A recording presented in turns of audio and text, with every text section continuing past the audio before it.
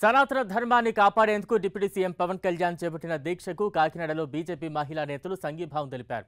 Kakinada rural నియోజకవర్గం సర్పవరంలోని భావనారాయణ స్వామి ఆలయంలో Kakinada rural BJP convener Leelavathi ఆధ్వర్యంలో సంఘీభావం తెలిపారు.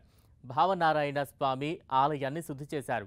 దేశవ్యాప్తంగా అత్యంత పవిత్రత కలిగిన తిరుమల ప్రసాదాన్ని కల్తీ చేయడం అత్యంత దారుణమని పితాని లీలావతి అన్నారు.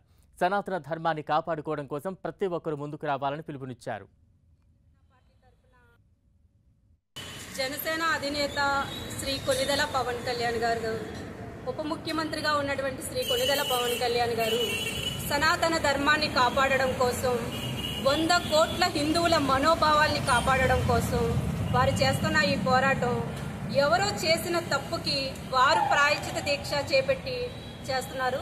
వారికి భారతీయ జనతా పార్టీ తరఫున అభినందనలు తెలియజేయడం కోసం వారికి సంఘీభావం తరఫున భారతీయ జనతా పార్టీ కాకినాడ రూరల్ నియోజకవర్గం తరఫున వారికి సంఘీభావం తెలియజేస్తున్నాము.